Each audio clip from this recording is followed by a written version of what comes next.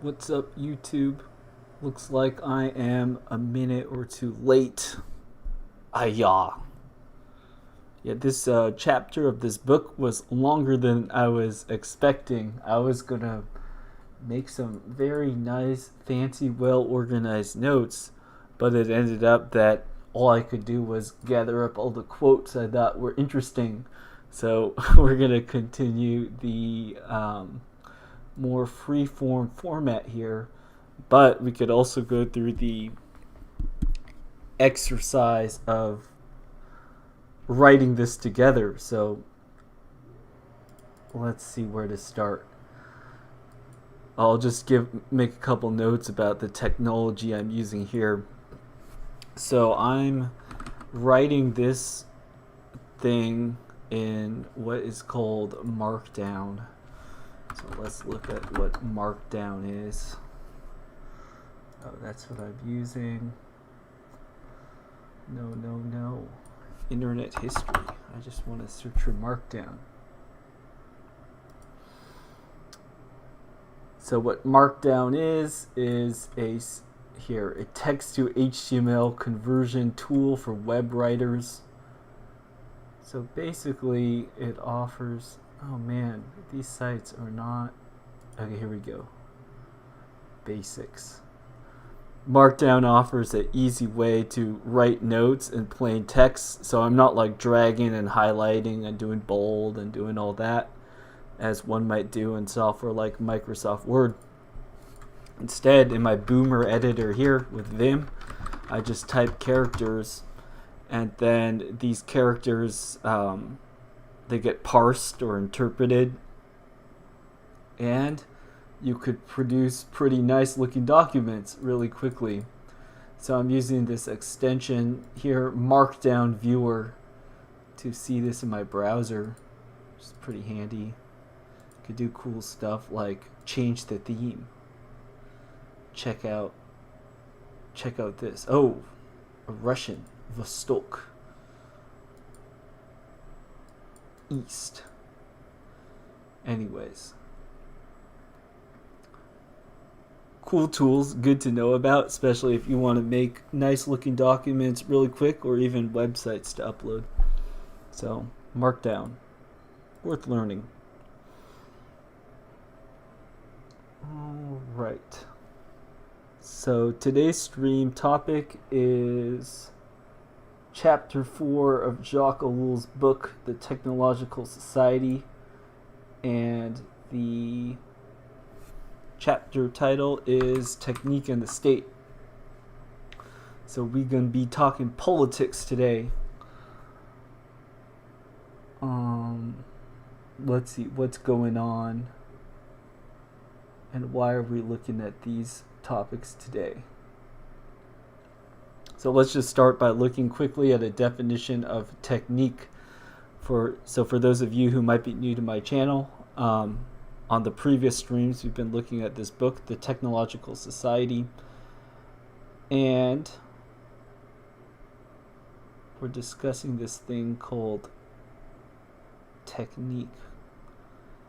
I thought I copy pasted that definition. Oh, here we go, right at the top.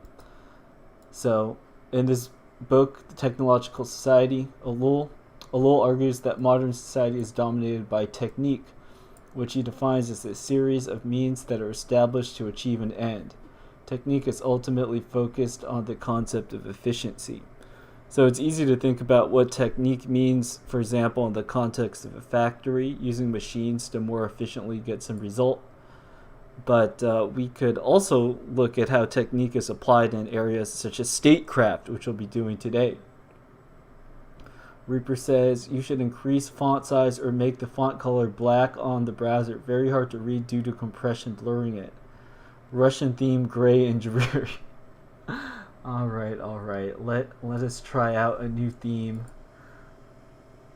Let us use Foghorn. That sounds like it would blow away the fog of confusion.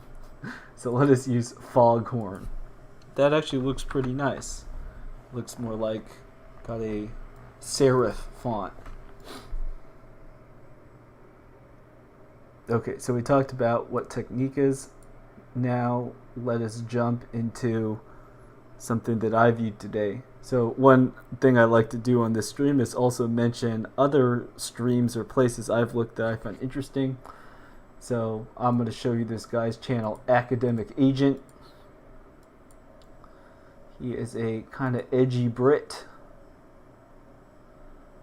Uh-oh, the video contains content from BBC Studios, who has blocked it on copyright grounds. Okay, well that's spicy. Anyways, he had the stream today called The Deepest Lore number 60, The Press and Public Relations.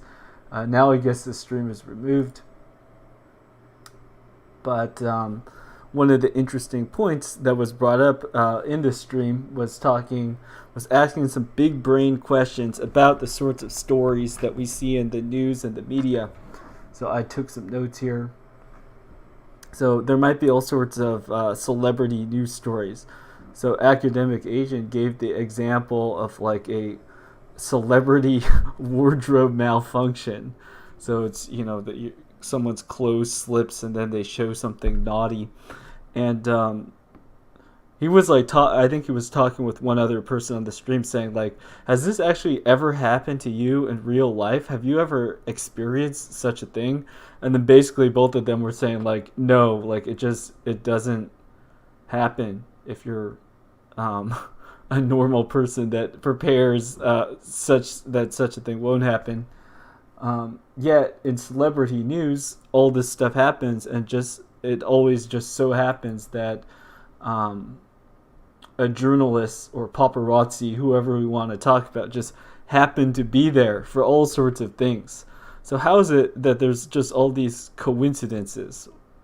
So you have to be a pretty serious coincidence theorist in order to believe that a lot of the things that are reported that become popular on TV are just, oh, this happened and this person is famous, so it's being reported on. Rather, these things, it's like, is reality TV really reality, or do you have people that think up these scenarios, that come up with these situations, and that plan things to be popular shows to watch? So I thought that was a interesting observation. And then talking about various political events, things that we might see on TV. One question to ask is, imagine there's a protest or something that's going on. Maybe it's even in a different country. You could look, are there lots of nicely made signs? Do many happen to be in English? If the answer to this question is yes, then it would seem perhaps that there's some foreign investment, some third party that's involved in making this event appear a certain way in public. Another interesting point brought up in this Deepest Lore stream was when stories are created through leaking rather than a press release. So what a press release is, of course, is like an official story. Like today, Jack Dorsey of Twitter resigned. So if I search like Twitter press release, then I'm probably going to get a official story. Okay, so PR Newswire here. We'll pull up a story. So Jack Dorsey steps down as Twitter CEO. Board unanimously appoints CTO Parag Agrawal as successor. So this is an official press release. Nobody's going to get me in trouble for showing this because it was an officially released thing. On the other hand, for example, recently with Facebook, we have this Facebook whistleblower, this story, which you could pull up. This person who seems to have all these nice, well-crafted photos and stories around them. And you could look at how a so-called like leak or something it gets framed. How is this sort of story used? So Frances Haugen says in her time with Facebook, she saw, quote, quote, conflicts of interest between what was good for the public and what was good for Facebook, Scott Pelley reports. So automatically, just looking at the story, we could see how, look at how this is framed. You have this opposition, good for the public or good for Facebook. So it's like one or the other. These are your two choices about how you're supposed to think about Facebook. So, it's totally politically correct to say, oh, metaverse is lame, we don't like Zuckerberg. Nobody's going to get you in trouble for expressing that sort of an opinion. But then what is this alternative? What does good for the public mean? And what a release like this will do is saying like, oh yeah, Facebook bad, but this person's being good and courageous, coming out to say something. Now let's hear what the good people, what our people have to say. So let's see. Frances Haugen is 37, a data scientist from Iowa with a degree in computer engineering and a Harvard master's degree in business. For 15 years, she's worked for companies including Google and Pinterest. So she's worked all around the tech industry. She says Facebook worse than these other people.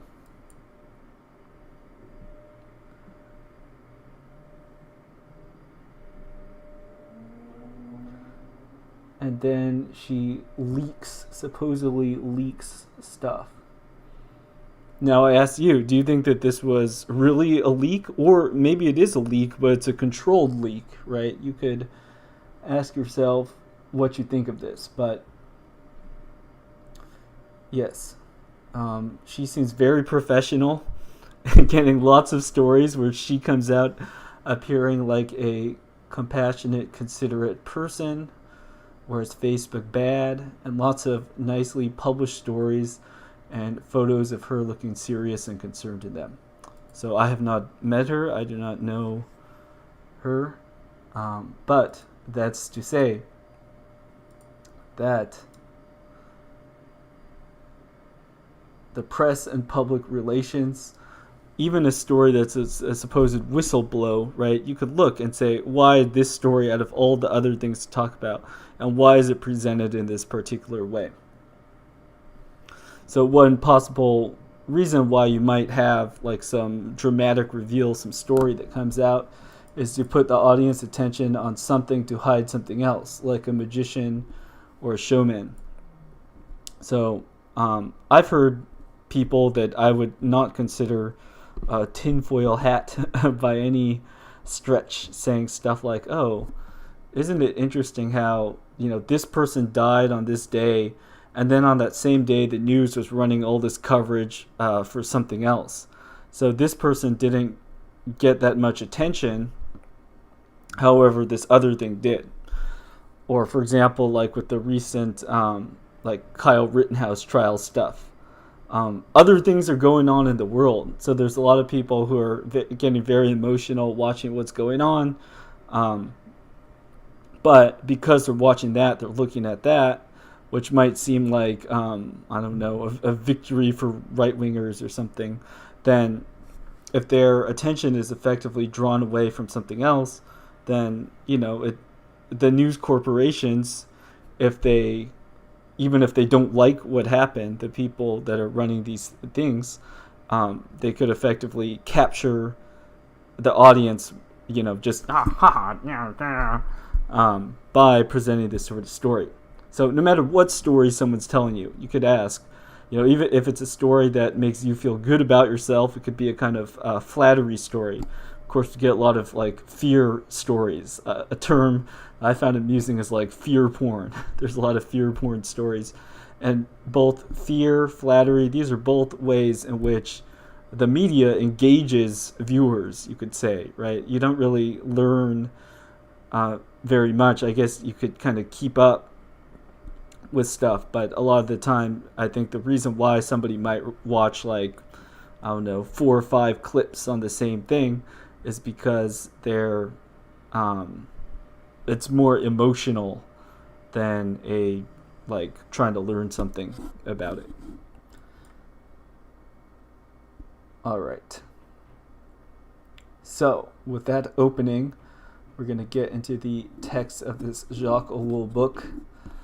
So we had this definition of technique, an established means to an end, and ultimately focus on the concept of efficiency. And now we're getting into the question of how this works with politics.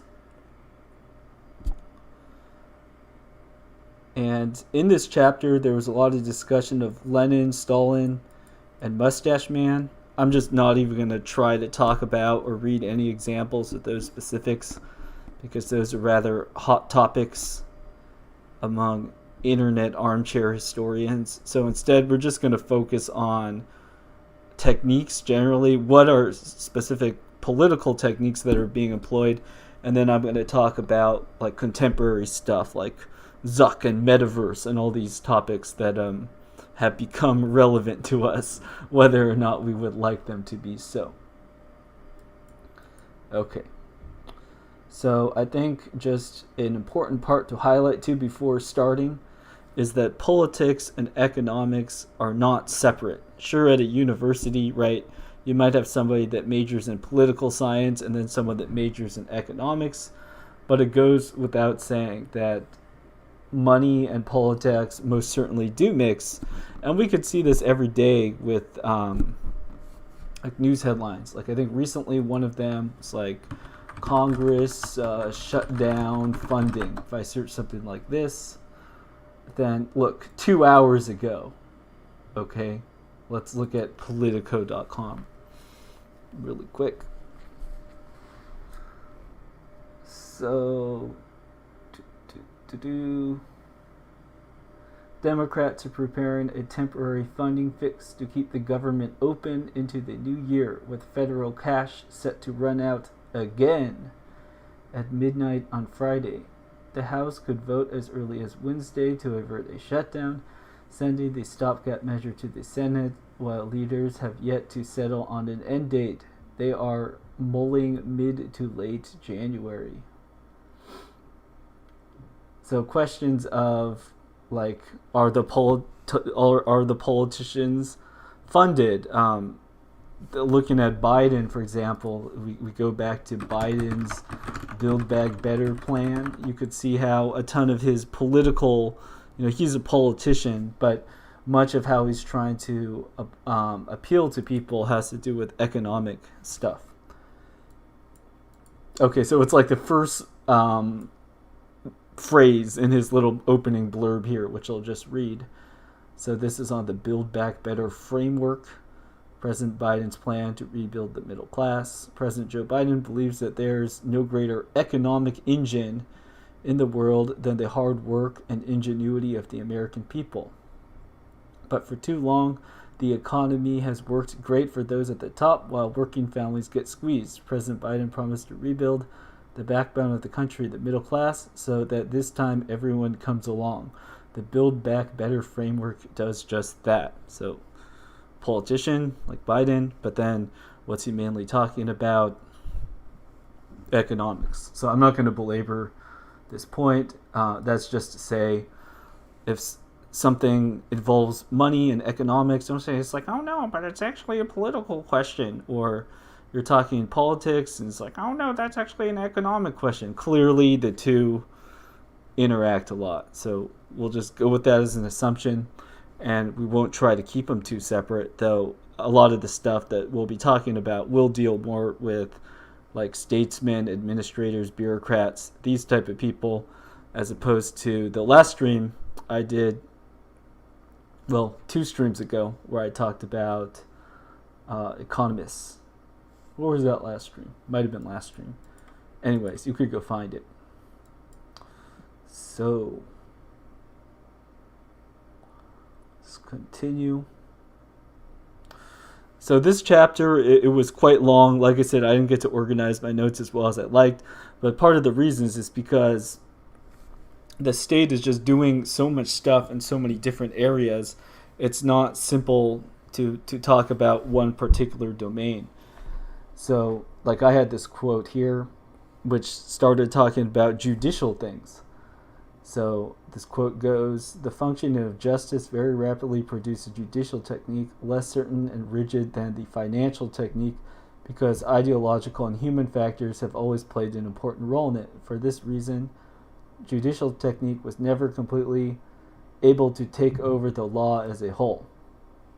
So you could design monetary policies. There's like a clear money aspect to do with anything economic, quantities, paying money for stuff.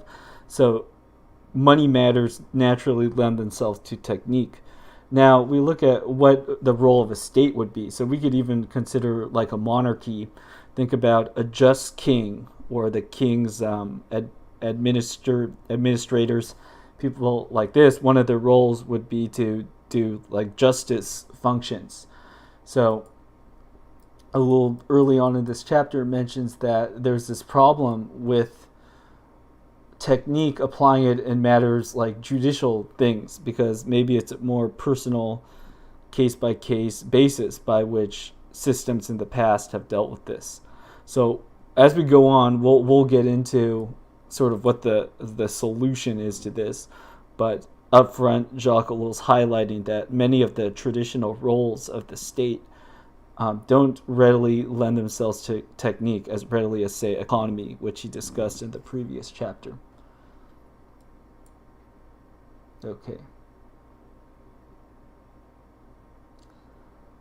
So, then I made a note here, which is to say, if we're talking about our near future, we got these Boston Dynamic killer robots, drones with mounted guns, and all sorts of things, which will help with the administration of the state's idea of justice.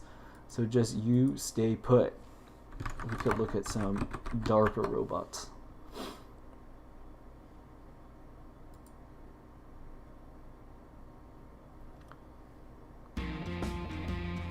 DARPA, Robots and Technologies for the Future Management of Advanced U.S. Research. Then, where are the robots that will... yes, here are the future instruments of justice being prepared. Maybe visiting a town near you. Then, got some drone operators, some little RC cars.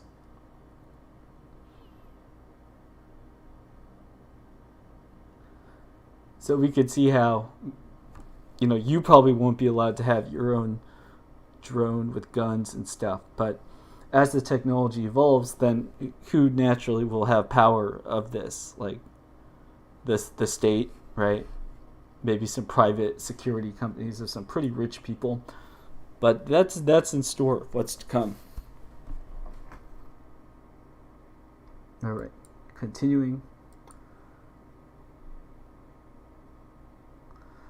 So we have Jacques Ellul giving some big rhetoric. He says, from the political, social, and human points of view, this conjunction of state and technique is by far the most important phenomenon of history. Okay, big claim. And we'll explore the reasons why. Basically, it's just, we'll just give it, it's not really a spoiler. This is more like let's learn and read together. So not dramatic storytelling hour. The reason why the conjunction of state and technique is by far the most important phenomenon in history is because the state, as Jacques Ellul will explain, has increasingly gone into every aspect of life. So many domains which were previously managed by people just individually within a family, now the state apparatus is there. So people, their roles are increasingly specialized. They are less autonomous, less independent, and they're more tightly yoked with the system, which will be with the state. And because of that, then the state with technique could have this technique efficiency thing enter into all elements of life. So just one example that I have experience with is education stuff, for instance. So education, creating standards, curriculums, all this sort of thing. It's huge money, a very big deal. It's everywhere, and people stay in school for a long time. And the thing about these curriculums and stuff, training programs, whatever you want to look at, is that it's supposed to be a technique, a systematic way to make people familiar with some content, whether it's for enforcing some compliance, this or that, or for actually like working on an oil rig or something. That is technique everywhere. So what we see is an expansion of the state and the expansion of technique into all areas of life. And crucially, I think why this Jacques Ellul book is interesting, this technique thing he's talking about, it's not like just one person or even an idea or an ideology, in the sense that technique is just a tool. But what you have is this growing of this impersonal machine that people feed just for the sake of like feeding the machine. And this would be different. For example, I said I'm not going to talk about the specifics of these World War II boss villain characters. But if you are saying that, oh, okay, this empire, they're the bad guys because of a particular person, right? Then once that person goes away or something like that, then supposedly you should have some kind of solution. Like, people's lifetimes are finite. People themselves only are around for so long on this earth. On the other hand, if you have this big impersonal menacing technique thing, then it could just keep on going and going and going. It has a sort of life of its own. And we'll read more quotes and see how this is the case. All right. So another quote here from Jacques Ellul is going off this one about how this is the most important phenomenon in human history. It says, these techniques, because they are applicable to the masses, allow individual persons to transform their sphere of activity from a private to a public one. Right? So through technique, it's just like, think of a nuclear bomb versus like a sword. You could only fight like, a dozen people at a time if you're a kung fu master with a sword. But if you have huge bombs and armies of autonomous drones and stuff, then one individual and what they want to do could go to massive scale. So in a similar way, through the state, through all these things, we see how individuals could have massive influence through all these amplifying instruments. Like we were talking about Twitter, for instance. There's been a lot of remarks about, is Elon Musk, is he a good guy? Is Elon Musk a bad guy? Whatever you think about that, it's clear that services like Twitter have given him a big megaphone. People said the same thing about Orange Man, right? When Orange Man was president, and then Orange Man got kicked off Twitter, then, all sorts of buzz and discussion about this, because it was like, is Orange Man using this microphone he has to do bad things? Or, does he have the right to do this? Or is Twitter a private company? So all this just noise around all these topics was happening fairly recently. And so, taking a step back, I think this Jacques Ellul book has been very helpful in saying, okay, don't say, Orange Man, good or bad, don't look at that, but instead just look at the mechanisms, look at how technique, a particular machinery, is being employed, and how what we see we could analyze in terms of just the machinations of power, or whatever you want to call it. And like in the case of Donald Trump or Elon Musk or something, right? These are people that are on the sort of edge of polite discourse in some ways, but then are these platforms supposed to allow stuff to go viral? Is that the whole point of them? They kind of have a weird place where the technique itself, Twitter as a platform or whatever you want to call it, it's it's like loud birds with the megaphone. Like that's the image that Twitter brings to my mind.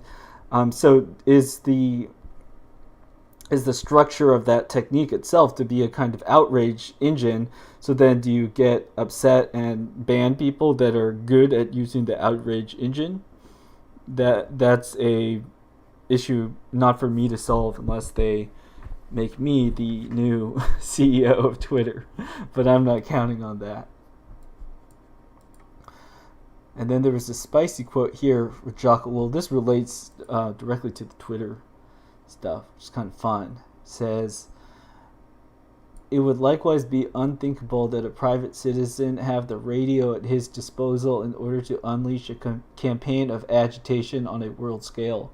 In every country, the radio is at least under supervision of the state, whether it is under direct state control or in private hands. No matter how liberal the state may be, it is obliged by the mere fact of technical advance to extend its powers in every possible way.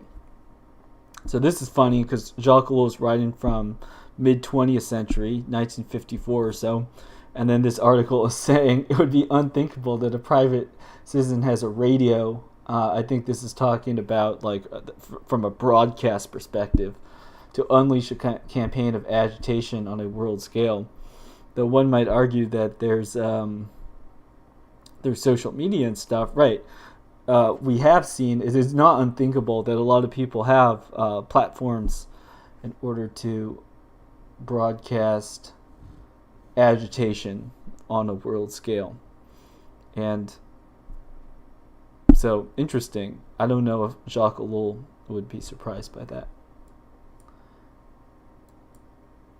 Okay. So, continuing down here.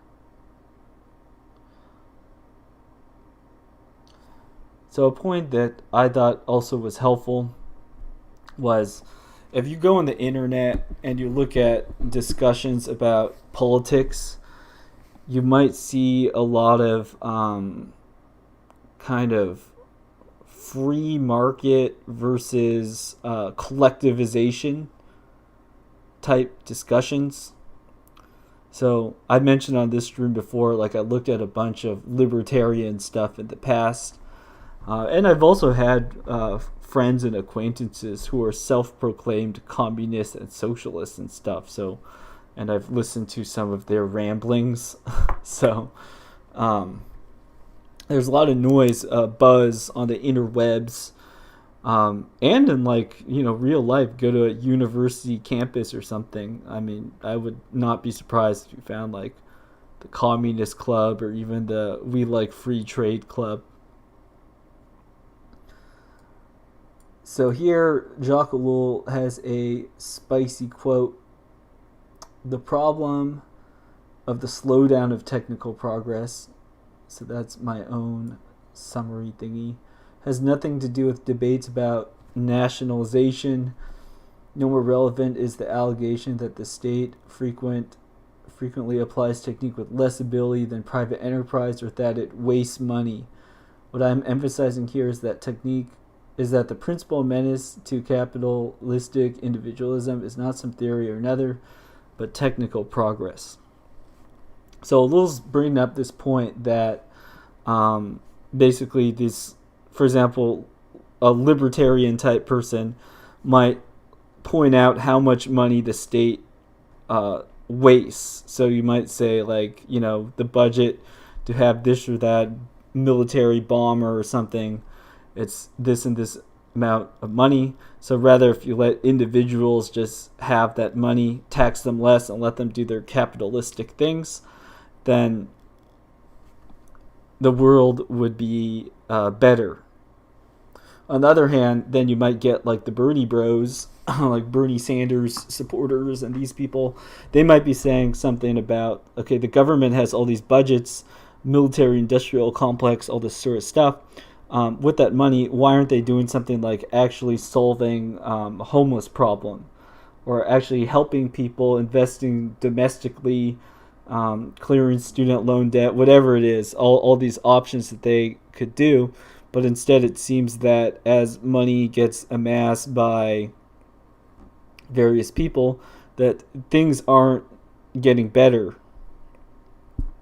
So both the free market versus the socialists, communists, these are two official. It's officially okay to argue and bicker endlessly about those sorts of positions, and you're not going to get anywhere. On the other hand, Jacques Ellul makes this point that if you look instead of free market versus collectivist, whatever you call it, and you look at this other, you could call it dimension, other direction of how our society is optimized to push technique forward, then suddenly a lot of things start to make a lot more sense. So let me elaborate on this a little bit. In the economics chapter, the previous chapter, Jacques Ellul mentioned how in both like the communist USSR and in the more capitalist United States, what we had was massive collection of capital. And then what that got me thinking of was the so-called space race between the USSR and the United States. So in order to do this literal rocket science business, what you need to have is huge amounts of capital amassed, and also this thing is kind of like a show for the public of both nations, empires, whatever you want to call them. Now, similarly, in our own era, we have the so-called the billionaire space race. So let's look at the billionaire space race. And you could see how the only way that the billionaire space race is possible is if you have a lot of capital massed together. That's why people like Jeff Bezos are doing the billionaire space race. So we'll take a look at this wiki. And similarly to how people have previously offered all these criticisms to, okay, if government has so much money to spend, why don't you actually solve these real problems? This sort of thing. People are asking the same questions to the billionaire space people. I think Elon Musk actually had this exchange. So Elon Musk solve world problems tweet. So I think Elon Musk was like sort of poking at the WFP world something. Let's take a look at this NPR article for not paywalled really quick. So Elon Musk, being all edgy, on October 31st, 2021, said, if WFP can describe on this Twitter thread exactly how 6 billion will solve world hunger, I will sell Tesla stock right now and do it. The Twitter showdown between Elon Musk and the head of the World Food Program has made headlines around the world. Blah, blah, blah. And then they do some calculations about how much food that could buy, and so on and so forth. This NPR article concludes with this titled, nonetheless, 6 billion would be very, very helpful. So it probably saying it wouldn't solve world hunger, but it could help a lot in this project. So I myself did not read this thread. I consider it for myself kind of idle speculation because I don't have $6 billion to do this, and they aren't paying me to market and research for them, so I'm not going to do their homework. The point being, though, is that the systems that we're operating in, what they allow is the mass accumulation of capital in certain places. And in the past, we had USSA versus USSR. Now, in our current era, it seems the big corporation vehicle in the United States, so we have this three-way Bezos, Branson, and Elon Musk, and then also on the stage of battling out for the domain of space, who else do you have? Like China has their own space program, and I don't know who else has gone to space.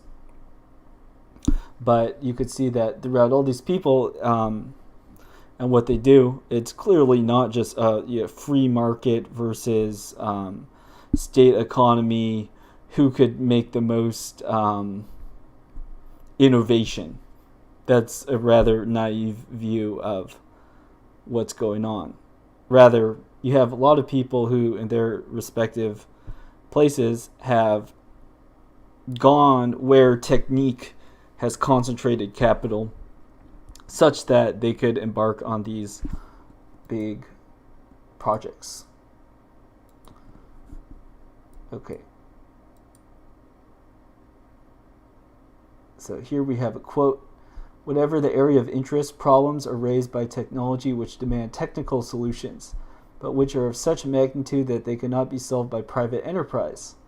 For example, pollution of water supplies and of the urban atmosphere. These phenomena, which have assumed such proportions that they threaten the whole of city life, are of purely technical origins.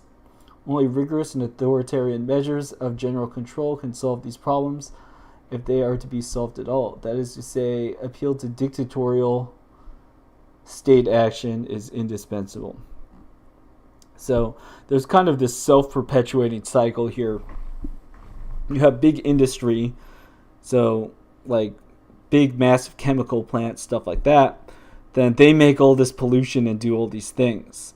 Now, no individual could regulate them. Like, I can't just go up to a factory and be like, you stop polluting. Like, I can't do that. They'll just shut the gate. I'm not allowed to do that, right? So you need some sort of regulation in order to make sure that big industry or whatever, which is enabled by the state, they get special deals and all sorts of things. So they're able to make these massive scale operations.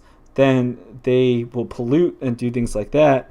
And then you have the state likewise grow huge with it, with the whole bureaucracy that has to deal with regulating these huge, huge parties. So what you have is just authoritarian generally growing as on the production side, you have things consolidating into these huge factories, such as, could just one or two people make a semiconductor? No, of course not. You need a whole big setup to do that. And then likewise, the government will have to grow in order to regulate those gigantic industries. So we could consider now in our current times what's happening and look at the rhetoric about climate change and the various health crises that are going on. So we're going to stay on YouTube. We're not going to make any claims about what exactly is true or not true that's being claimed about these. But what we will say here is that what governments and stuff are being called to do is to take a more active role in managing stuff. So regardless of what you think about the facts of these things or how these problems came about, the solution that we're seeing and the way that we're seeing the world move is state in more and more areas, basically. And state, too, comes paired with industry and stuff. So, like people have remarked, in the United States, for example, healthcare in the United States is ridiculously expensive. So people are paying way, way, way more in to get health insurance and things like that. It's really expensive if you go to a hospital, things like that. And then likewise, what are a lot of the careers people are choosing? Then people want to go to some job where they'll get paid. So likewise, you're getting more and more people that are becoming involved in these industries. And so you just see this massive, massive, massive state industry type partnership that's growing and growing, getting more and more capital concentrated in this particular area. Now, you could ask the question, do you think that Americans in general are healthier now than, say, in the 1950s in Jacques Ellul's time? Your answer to that question is probably no. But despite that, we see that the healthcare industry and certain other industries way huger than before by the numbers. I would guess. I don't have the figures on me, so if you want to try to disprove that, go for it. But just impressions looking around, I think that this is the case.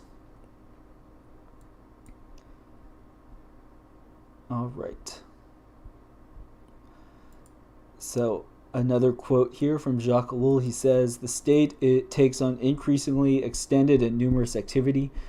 It considers itself the ordainer and preceptor of the nation. It takes charge of the national life and becomes the nation state." So I didn't come prepared in this stream to talk about the idea of just the nation state broadly. I could make a note to do that. So future topics at the nation state. But the point being made here is that increasingly the state is involved in more and more things. So I'll just give some American examples. We could talk about America because that's where I'm from. Like in America, we have education, school, and then a lot of the schooling that you're doing is learning about the history of the nation. So I think that it's not a bad thing. What we have in a lot of other places is the creation of a kind of national language. So in the United States, it's an interesting case because we don't really have a national language like English. Just because it's the most efficient is the sort of default option. So maybe the America is technique par excellence in the sense that we just choose the language that makes most sense. It won out in America. People that spoke different languages came to America and still continue to come to America, but English has won out as the language of the land and continues to spread.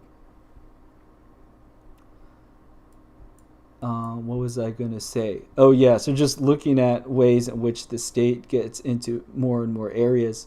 I think in particular for what you might call like troubled areas, then you will see more and more state proposed solutions. So, for instance, like state-sponsored housing would be one example. At schools, a lot of kids that come from families that don't have money, they'll eat the school provided lunches or meals. And then we could also see how schools and other institutions will provide lots of activities and things for people to do. And then what happens once you're done with school? Well, a lot of people that aren't exactly too sure about what they want to do, and maybe they don't have very much money to try something that they want to do, they'll end up going and joining the military or something. So just continually, every stage along the way is interacting with the state and being supported and working for the state in some capacity. We're not going to go into any tirades here about who's a parasite or whatever. I don't think that that's not a good way to look at things. The point being, though, technique, the state growing big, expanding into all sorts of realms of life. Whereas in the past, you would have family, church, other institutions, or other, maybe not even institutions, just people and family that would take over a lot of these roles. So the state has taken over many functions that in different civilizations, other parties or people have managed. Okay. So yeah, Ellul gives the example of education that I just talked about. That's another topic for a stream. We could talk about education generally and specifically the so-called Prussian education system And then Jacques Ellul mentions the Jesuits and their models of education. So that might be worth looking at if it's been influential in the United States.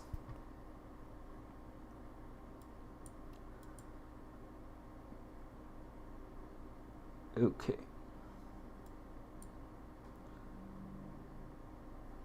Let's see, any new messages? Nope, no messages just yet, so I'll just keep on going here.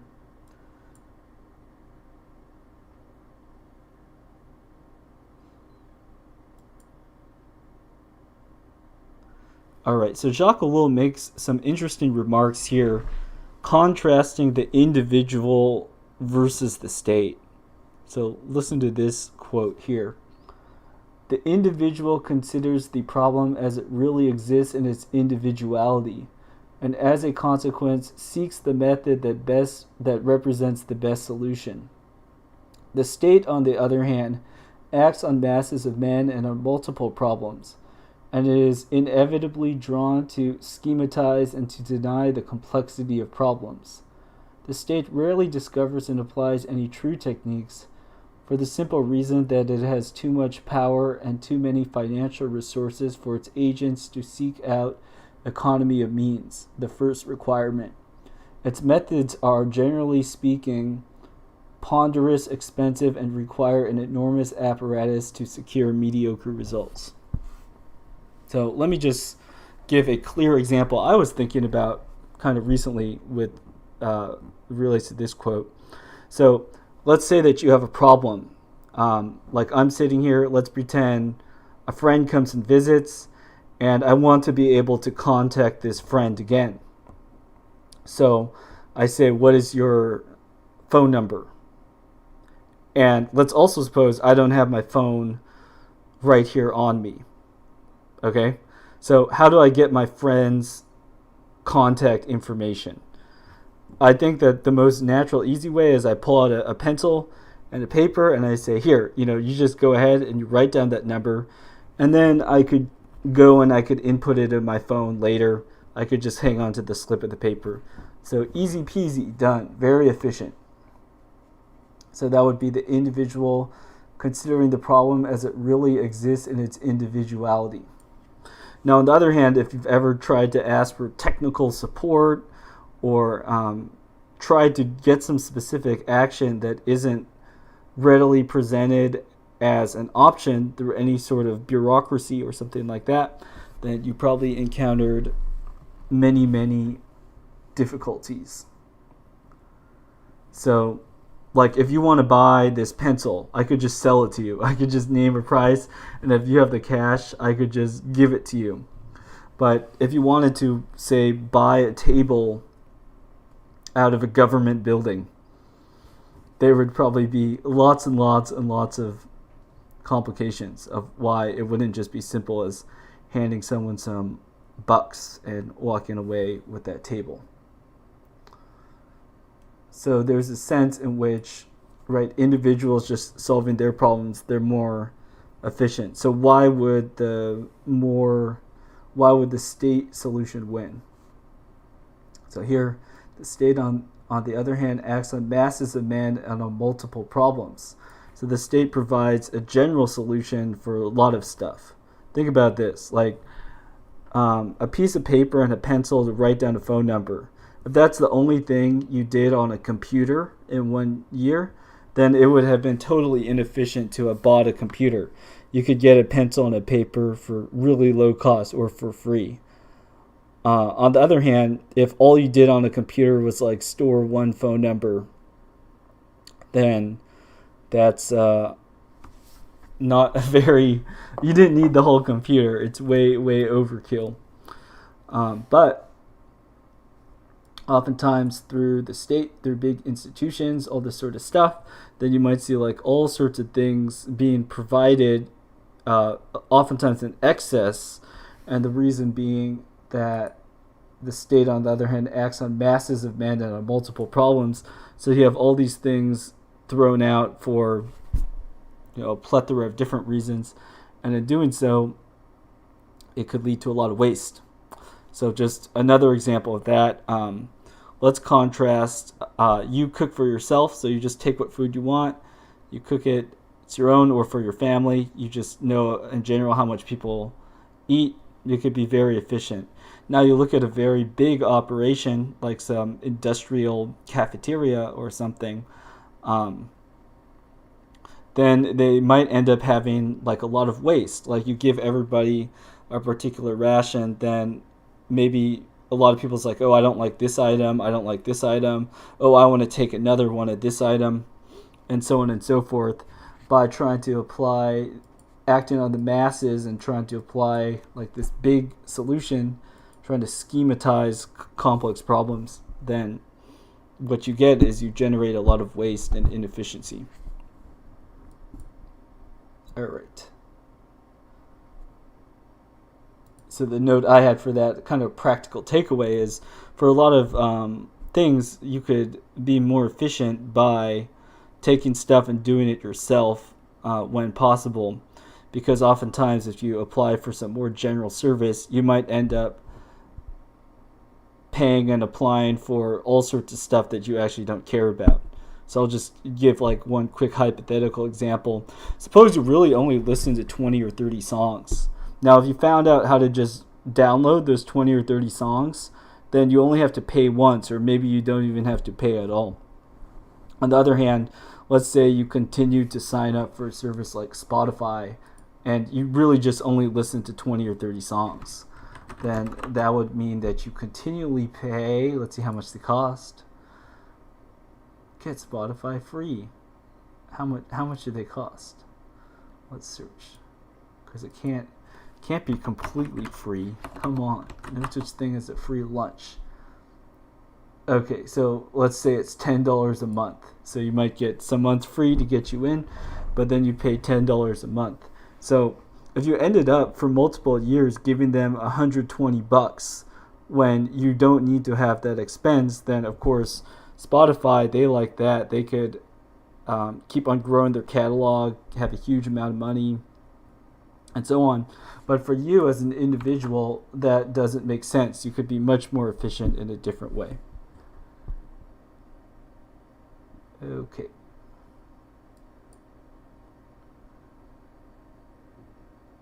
Another quote. And I apologize if this seems to be like going on in all these different directions. As I said, I was trying to find a way and organize these notes, but then this chapter was way longer than I expected. So we're kind of doing on-the-fly research as we go. But I'm having a fine time, so let us continue. Quote, "The population explosion, for example, has encouraged the proliferation of private research. Suddenly there were too many people. It was impossible to employ all the new workers, and even industrial production could not absorb the extra manpower. It became a matter of prime necessity to discover new industries and utilize new work forms. Technique proved to be just the right means for exploring the possibilities." Okay, so one recurring question that I've thought about while reading the Jacques Ellul book is, as the technological society describes, it's basically this totalitarian, impersonal thing that keeps on like growing and consuming more. So one of the questions is, why do people accept it? How does it keep on growing? And a quote like this, I think, answers it well. One of the reasons would be the creation of new techniques might make many positions obsolete, no longer needed, something like that. So then, how do you get new positions? Because people need to be able to work, feed their family, and so on. And here, politics, right? We're on the politics chapter. You have the state that will come in, and through putting capital and stuff into new industries that an individual capitalist wouldn't do. It's just like now I've seen a bunch of stories talking about how Mark Zuckerberg's metaverse is going to fail. Now, personally, I actually think that it might be slow at first, but I think that it will succeed in the sense that it will become a widespread, popular thing.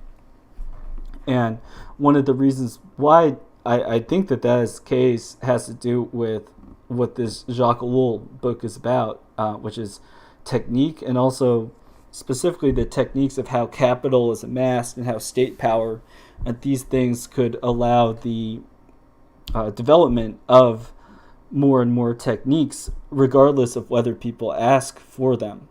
So if you have a lot of funding that's going for technology, science type jobs, what will happen is, even if right now everyone's like, oh, metaverse kind of lame, but then suppose you're saying that, but then your kid is offered a good paying job from Microsoft to develop their VR thing, or at Facebook or something. Well, I think that a lot of people are going to take these positions, and you're going to get a lot of people that will build out, spend time, and use this metaverse thing, even at its early stages, where you or I might look at it and be like, oh, that doesn't seem that interesting. It's kind of lame. It might very well objectively not appeal to a lot of people at first, but if it has the sufficient momentum behind it, the money behind it, then it will be able to continue and develop and take a form. So you need to put money into the technique in order to develop the technique.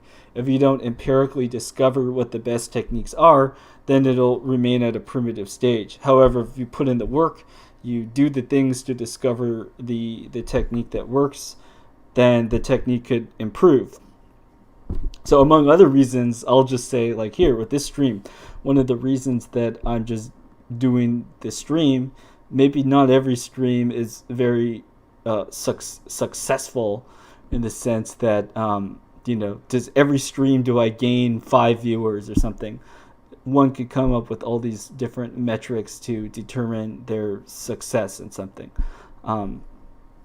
So let's just say I don't even succeed. I just make videos and I go on for like 2 years making videos with only a small amount of growth. What I'm saying is, like, people like Facebook, now Meta, they could afford to do stuff like that. And then what happens is you slowly refine and you develop the technique of what you're doing, because maybe at first you put in a little bit more of an investment. You don't get profit right away. But through patiently sort of picking away at something, you could develop a technique and carve out a niche that nobody else could do. So with Meta, that's the very thing that Facebook is doing. They want to carve out and control basically this metaverse sort of space thing, which now, doesn't really exist in a very appealing form, but they keep on putting in the funding, attracting talent, doing all that stuff. And crucially, if people see that there's money to be made there, I heard, I brought up the story about Jack Dorsey quitting Twitter. I think he was saying some stuff about blockchain something. So let's see, Jack Dorsey, Twitter, blockchain. There's all these people that are sort of leaving their positions and whatever they're doing with tech to look at all this new money stuff. The other example was his name, John Carmack of Oculus. He was doing Facebook's Oculus last, but then he resigned, and I think now he's looking at some sort of blockchain stuff. Oh, here it goes. So he resigned as the Oculus CTO, and now he's looking at artificial general intelligence. And Jack Dorsey is, let's see here, it says probably expanding his crypto influence. And you got the little Bitcoin stock image. Dorsey has repeatedly said he believes, quote, Bitcoin will be the native currency of the internet, so on and so forth. So I think, there's a lot of people who, even if they're not going to make immediate money right away from looking at artificial intelligence, Bitcoin, all these things, once they acquire enough capital, then they could invest into these longer term moves to try to do things there, which normally they wouldn't be able to do. Okay, so let's tie this back to Ellul and politics. So why am I bringing this up? of course, just relating current events, but also I want to say that our current political system, one of the things that you could say it's able to do more so than a free society is it's able to concentrate capital in such a way that things like the metaverse and all this can exist. So if you get people or parties, whatever you want to call them, that want these metaverse-y things to exist, huge projects of scale, huge centralized digital currencies, whatever it is that you're thinking of, or like robots automatically doing all sorts of stuff for people, the only way to get these future utopias or dystopias is to have the concentration of capital and wealth. And the only way that that happens, according to Jacques Ellul, is the development of technique. So we see a particular sort of society that naturally evolves as you optimize for technique itself. And we see this in many forms coming up. And like people like Jack Dorsey and stuff, they seem to be probably going on to look at the technologies and things that will feed the next stage of this thing's development. All right. So here I made a note about the word progress. So if I just pause here for a second and ask the question, so in what sense do we think that society is making kind of progress here? And I'll actually pull up the Stanford Encyclopedia article on progress. This is like, for philosophy, one does not just go to Wikipedia. One goes to the Stanford Encyclopedia of Philosophy. Thanks, Reaper, for sending me this article. Let me just read this definition of progress, and we'll see how this relates. So, progress. So, first published in 2011. Philosophical proponents of progress assert that the human condition has improved over the course of history and will continue to improve. Doctrines of progress first appeared in 18th century Europe and epitomized the optimism of that time and place. Belief in progress flourished in the 19th century. So this is the period that we're talking about with the Industrial Revolution.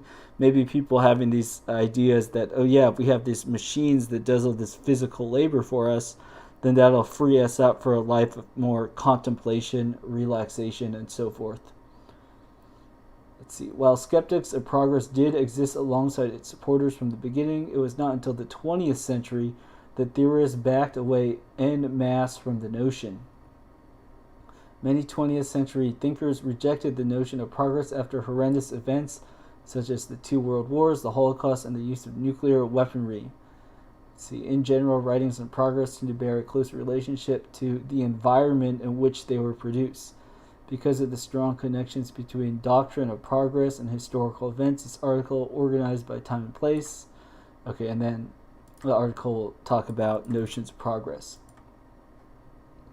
So, going back here, I think there is a sense in which we can talk about progress with the Jacques Ellul book, but it's not progress with respect to how the human condition has changed. Rather, we could look at how the technical machine has progressively gotten bigger, basically. So in this chapter, like looking at technique and the state, then technique advances insofar as the state is able to get bigger, to extend more, to touch more areas of life. So as a society, I would agree with the evaluation of Jacques Ellul that we are progressing, but the manner in which we are progressing is not that human life is getting easier in any way. Nothing has changed about humans themselves, as far as I could tell. Rather, what's changed is the society is increasingly more and more technical.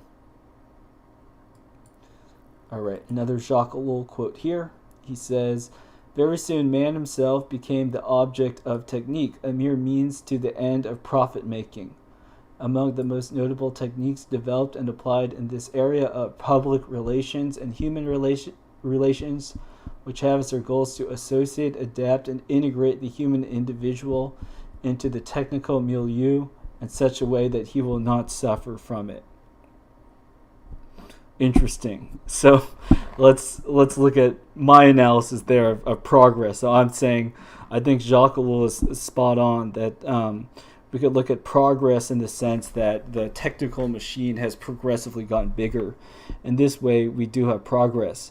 Now, with that being said, let's look at how human suffering has been not reduced but just changed. So we could clearly look at ways in which humans suffer with, like, if you don't have enough food to eat and you're hungry, right?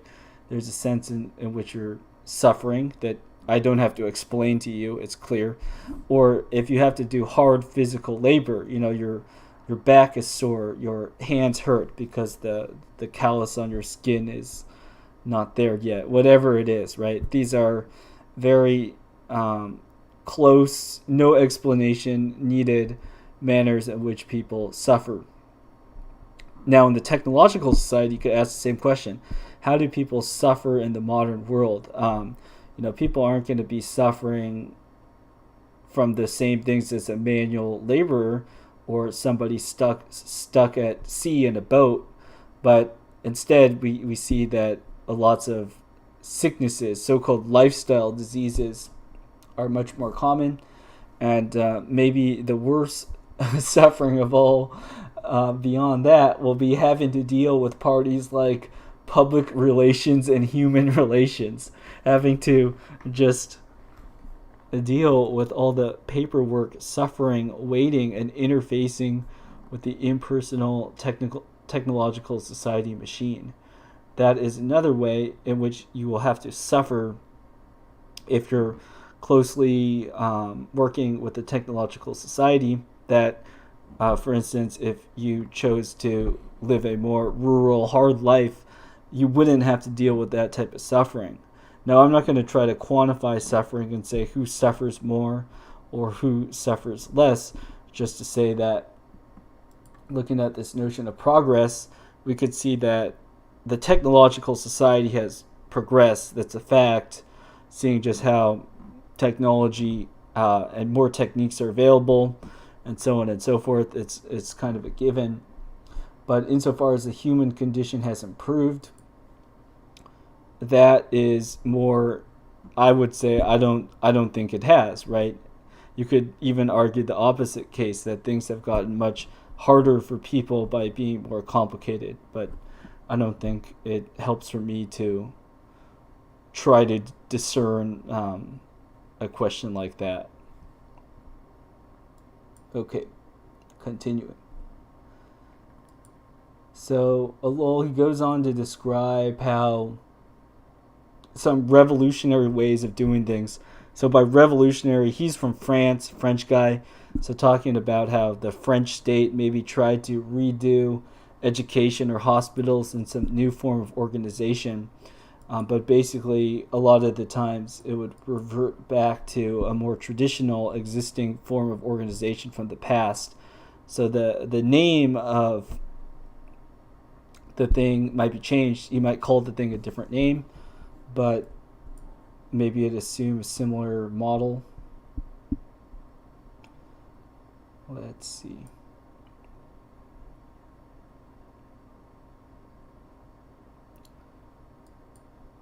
Okay, spicy quote here. Let's take a look. The fortuitous development of some political trend, the encounter of technique with the state, these led the state, a bit haphazardly, to adopt a technique. But instances of premeditated action on the part of the state in this direction are beginning to be discernible. For example, the exploitation of propaganda and atomic research. We must expect this movement to gain greater and greater amplitude, for when the state has once undertaken some action, it generally goes on to the end. So I thought this quote was interesting because we could look at how different civilizations or governments, whatever you want to call the states of the world, how they might learn and use a pattern that worked somewhere else, or that they maybe they developed a plan, they found something that worked. Then how might they actually not just take and pick options as they come. Like, oh yeah, this bill was proposed here, this bill was proposed there. Not like that, but rather set out a plan according to something that's been tried and true, or that people have thought and tested about with the long time in different models. So just bringing current events to the forefront here, many people have remarked how in media, particularly film and movies, but also books and in all sorts of other places, the events that we've seen in 2020 and going forward, they seem to be airily predicted in many sources. So one might say that the technique to expand the technological society had already been discovered. People had the bits and pieces of this together to know how to do a thing, or at least a plan that they expected to work very well. Of course, you can't trial the specifics. And, right, never let a crisis go to waste. I'll leave it at that. Okay, another note here. So we're talking about politics still. Jacques Ellul writes, all organizations are founded on paperwork. And when paperwork transcends human capacities by virtue of sheer quantity and complexity, the problem of what to do about it arises. The machine is the solution. So, as I've mentioned on the stream, my experience in tech has been a web developer person. So a lot of the online web stuff that we're doing, I would say it's the evolution of paperwork. You could see how, you probably have paperwork to do, and many services, sites, whatever you want to call them, they give you the option to go paperless. So a lot of that time, effectively what this means is, in the past, you would fill out a form, and then that data that you gave, it would end up into some sort of chart or table, like a database. Somebody would take what you wrote on the form and enter it into a database, probably manually.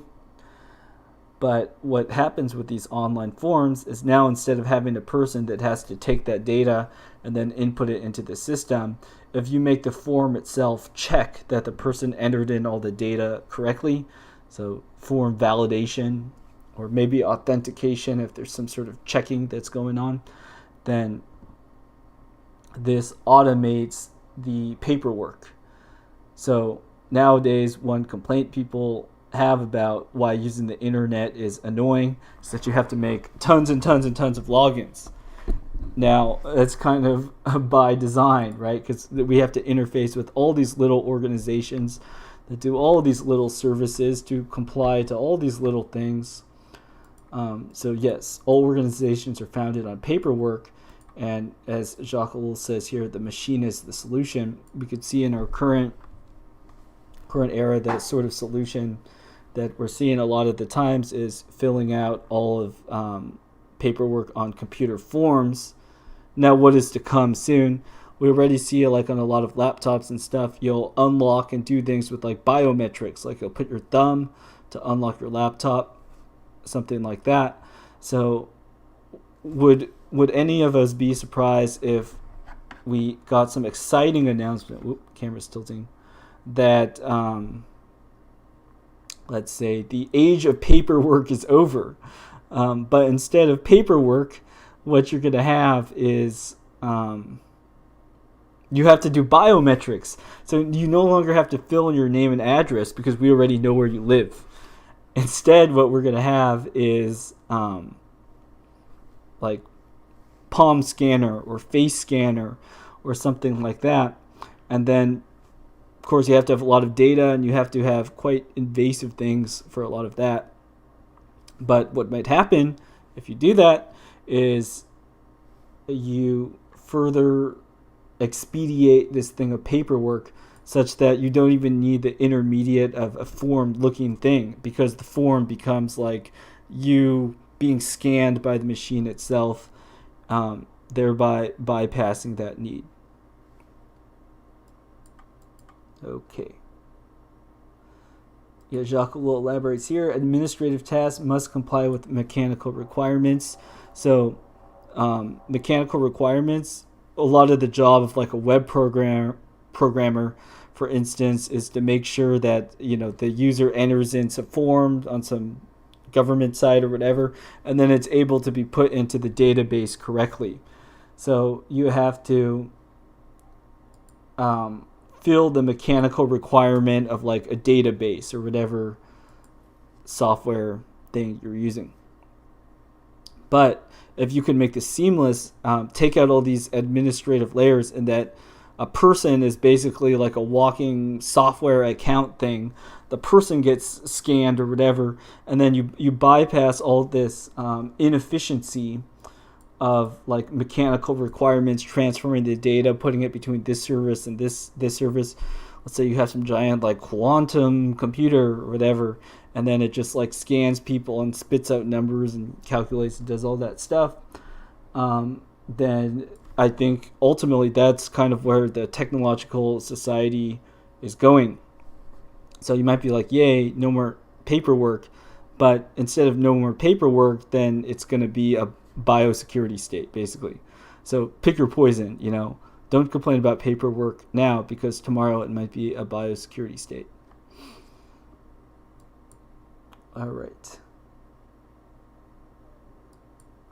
So I'm going to skip this quote. And then, so as I've been saying, Jacques Ellul brings together politics, economy. These things are all related. And then he offered up this pretty spicy list of all sorts of applications of technique that are under the state in some capacity. So I'll go through these really quick. Let's see. So he lists industrial and commercial techniques of all orders. So industries in which the state's involved, insurance and banking techniques, including social security, family allotments, and nationalized banks. Okay, I think we're going to see more and more of this sort of stuff coming. Just think of how in 2020, the mass rollout of the stimulus checks. So I think there was like 2 rounds, maybe some people got more, right? That was a huge technical demonstration, and that I don't think that payments had been systematically rolled out to like everybody in that sort of way. But what something like that demonstrates is, hypothetically, let's suppose that the state were to roll out some sort of like UBI, universal basic income or something, that now they have a lot more data or information about one particular technique that they have if they were to do that. All right. Organizational techniques, including coordinating commissions among all services and new inspection systems. All right. Psychological techniques. This one's interesting. Including radio, television, and more or less official motion picture industry, city planning, and controlled tourism. Now we could see how during 2021, all sorts of things happen in this space. Of course, our modern equivalents of things like radio and television is like Apple Music, Netflix. I'm just talking about the United States, which I know the best, but in other places, you have your equivalents. Motion picture, there is still Hollywood, but then also Amazon and other parties, they also make their films. And then this stuff, city planning and controlled tourism. I thought this was pretty interesting. I would say that these topics, they often go alongside with all the various talk about climate, this and that, and green energy, this and that. So, for example, I'll say about city planning, right? If you're going to do something like bring in some kind of public transportation, trains or something like that, or even Elon Musk Hyperloop, then clearly no one individual is going to be able to do that. You're going to need a big state to do this. And even Westerners will admit, oh yes, well in China, because there's no property rights or whatever, the government's able to go in there and just make these huge city and impressive infrastructure projects. But in the United States, there's all these people that get in the way so we can have a cool futuristic city. So, that is a valid point. I don't know if I'm not going to express one way or another what I think is good for that, but that's just how the technique works. And then here, controlled tourism. Like I learned recently that like cruise ships and stuff, they've been one of the strictest places where all the restrictions have been applied. I think they've had to like stop them, quarantine people for weeks, all sorts of things like that. Anyways, on a lot of things, like if you visit North Korea, for instance, you're going to have to do things according to a lot of different rules. So these psychological techniques are very important by governments and stuff to control how people perceive things. And oftentimes you could do that politically, in the sense that you control what people are and aren't allowed to do in a particular context. So having, restrictions on what tourists can and can't do, planning a city in a particular way, you could give people serious nudges one way or another for how they do things. All right, here, scientific techniques. There's a lot of science going on. I'm not going to talk about anything specific now, but just to say, clearly, if you have like a big government, there's sponsored research that, they could, someone somewhere, or technique itself is choosing what gets researched. Planning techniques, including general economic planning, transport planning, and city planning.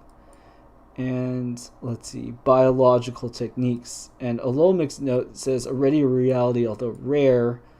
And the examples he gives is human stud farms, euthanasia, obligatory beep, and medical inspection and social assistance. So I think that these things, we are seeing this ramped up, like way, way, way ramped up. And I'll even just say,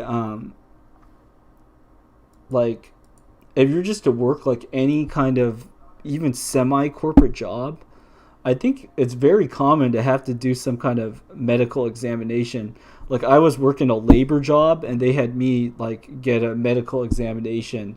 I think to go to a lot of schools, you might have to get a physical at the doctor, stuff like that. You give blood, you have to have like a brief medical inspection. Lasagna is Good says, cruise ships are the worst form of vacation, especially in the last few years. Yeah, in the last few years, it seriously sounds not fun. It sounds really locked down and not free. I've been on at least one cruise. This was with extended family. I would say that during that time, I enjoyed it. Probably my favorite part or activity to do on that cruise was when the boat was just sailing through the sea. There would be a long track, and I would just walk around and around in the track, and I would feel the wind, and I would look at the ocean. Now, I could probably have done that on an industrial freighter.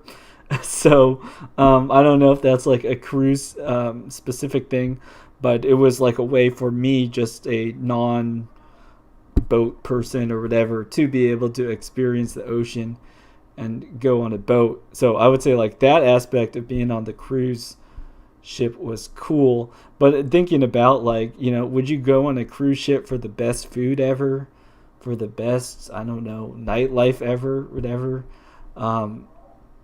It doesn't, yeah, it sounds like doing that on the land would probably be better, or finding a rich friend and hanging out on their yacht together, like a houseboat party with some rich friend, if you could find such a person. I'm not that guy if you're looking for a friend with a yacht.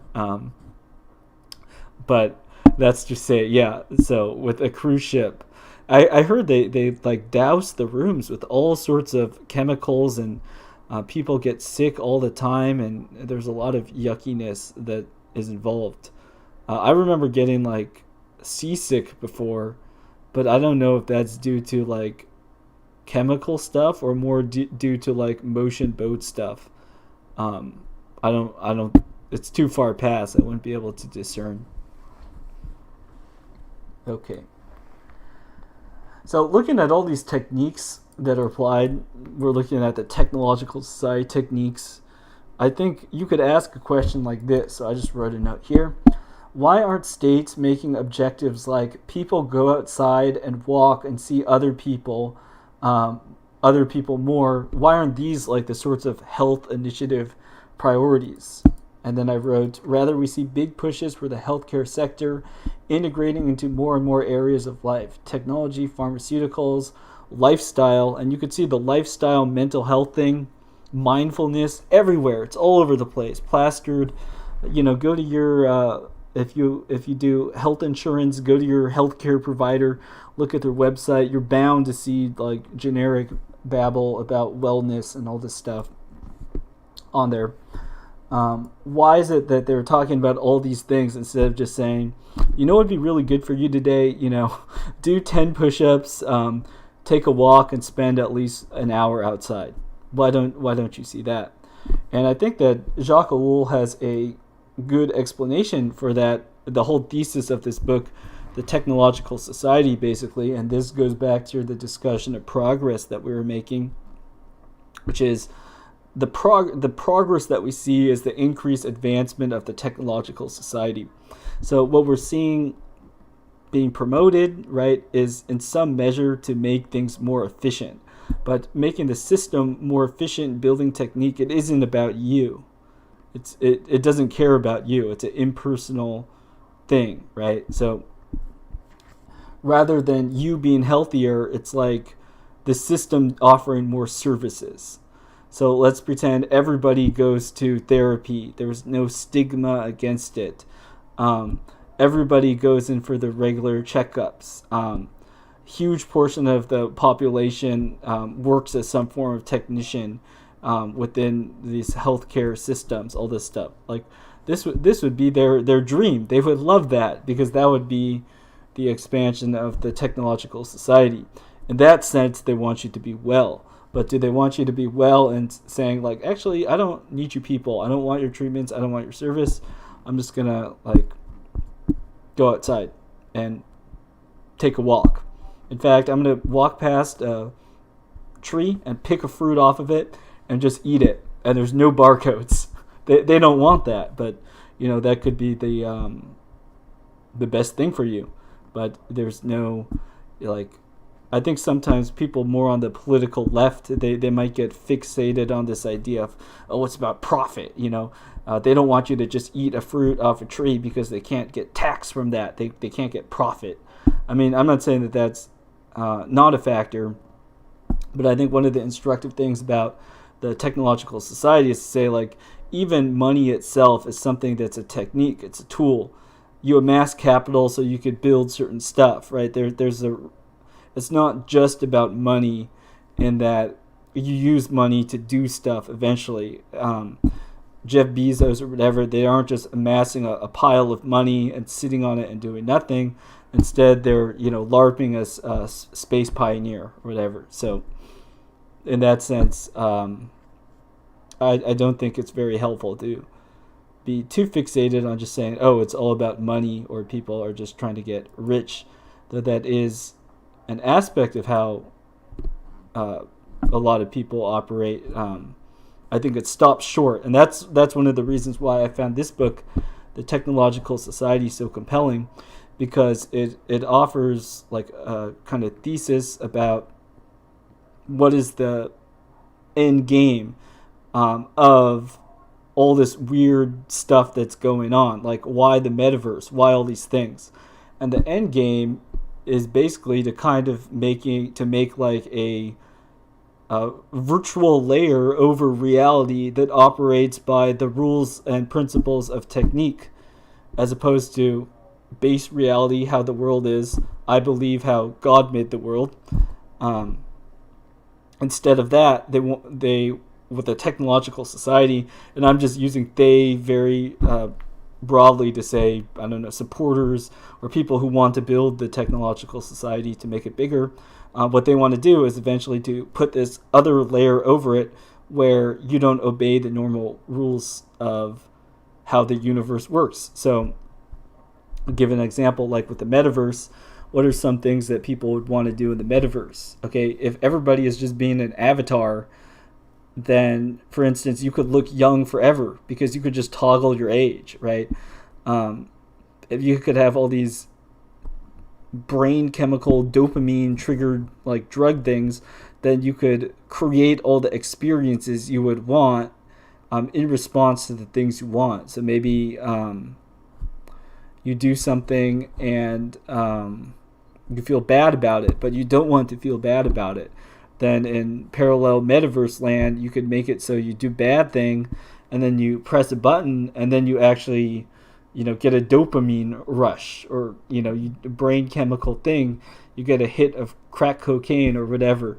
So let's say like you chronically steal or something, and you feel bad when you do it, but then using these buttons and mechanisms, it's basically like a hyper effective drug delivery system.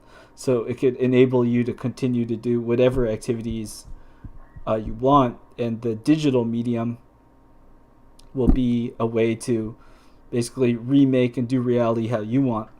And with that note, I'll just mention, I think it was like Timothy Leary. He had a lot to say about cyber stuff. These people be tripping. Here's a term: cyberdelic. Fusion of cyber culture and psychedelic culture.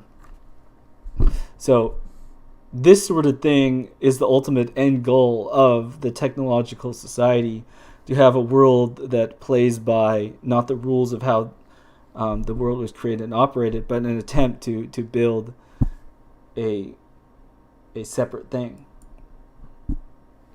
And now we're getting into a little bit of tinfoil hat zone, but you could say for the most powerful people in this sort of system, like, what if you're an elite person and you say, I want to live forever, right? So the natural rule is that people all die, but if I have enough technology, I build out this huge, use technique to develop and map the whole human genome and hack this and that and do all this, then I don't know, maybe I'll see people living to be 500 years old. I don't know what the future holds, but that's saying, it sounds kind of crazy, but you go and you look in the writings, especially of like the cyberpunk genre, see what people are trying to do, then that actually is spelled out as kind of what the end game for these things are. Okay. So let's look at a couple more quotes, and then I think the stream's been going on for a while. We could close it up. Okay, I'll look at this one quote here that describes sort of what is life like in the technological society. So here's a quote. Men are shifted unceasingly from job to job, never attaining a true calling. They are vocationally downgraded by technique, but if vocation is a major part of life and culture, under these circumstances, even a pervasive culture rapidly disappears. We must also consider the influence of agricultural techniques, which result in the exhaustion of certain types of soils, while medical techniques lead to overpopulation. The interaction of these two factors brings about the creation of underdeveloped human beings, who are considered by some as unfit for democracy because they are incapable of reacting with the necessary speed to the problems of life. In contrast to this mob, there is a limited elite that understands the secrets of their own techniques, but not necessarily of all techniques. These men are close to the seat of modern mental power. I might have made a typo there. The state is no longer founded on the average citizen, but on the ability and knowledge of this elite. The average man is altogether unable to penetrate technical secrets or government organizations, and consequently can exert no influence at all on the state.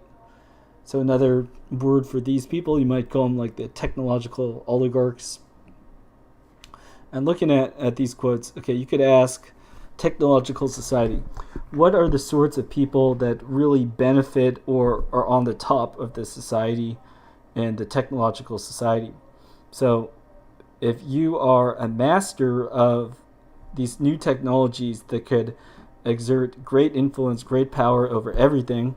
So, for example, we've been talking about Jack Dorsey. Let's pretend Jack Dorsey owns or operates some of the top technology that has to do with Bitcoin. And then we see a lot more capital going into Bitcoin.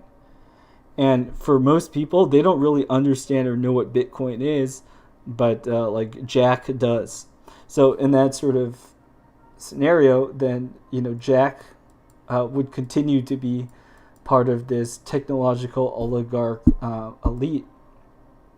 Whereas you could even look around you now. You probably know somebody who's a bit older than you are, or maybe there are people of this age watching this, like a boomer using a cell phone. Maybe some boomers are quite good at using smartphones and stuff, but clearly you see that a lot of people get left behind with technology. Reaper says, you're kind of going down some interesting alleyways of thought. Interesting. Okay, so just to elaborate on this point that I'm making is, right, so a lot of people in the technological society get left behind. Now, if you're watching my stream here, you're probably a relatively tech-interested person, or you at least have a friend that sent you this stream. Otherwise, I would have no idea how you would come across this stream.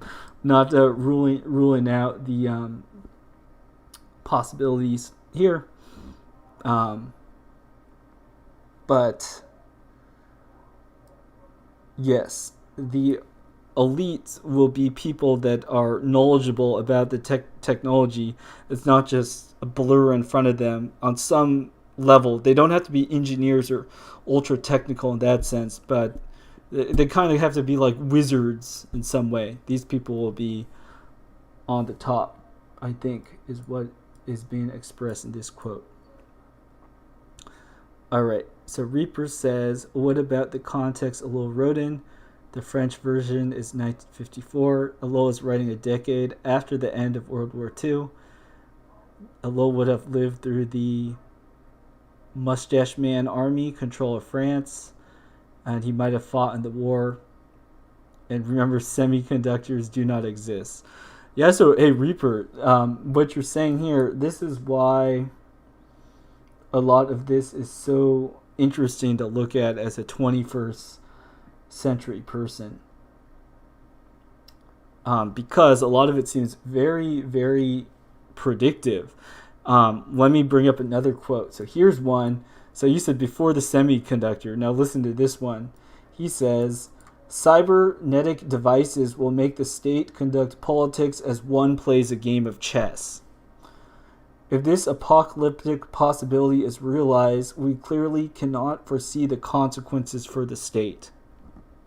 So I will take what you said before semiconductors, yet he's thinking about what the power of computation could mean. So like in the economics talk that I did, I was saying basically what planned economy, stuff like this is the technological society way to do economy is to sort of arrange the world like a game, like a board game, like Monopoly or whatever. Now, if you tweak certain rules, you could see what the result of doing that is. So you could get more empirical data and you could run everything. So you make levers and buttons and stuff so you could do stuff to society and learn about society and all that sort of stuff. Now, here with this quote that I'm highlighting here, Ellul is making a similar remark with respect to politics.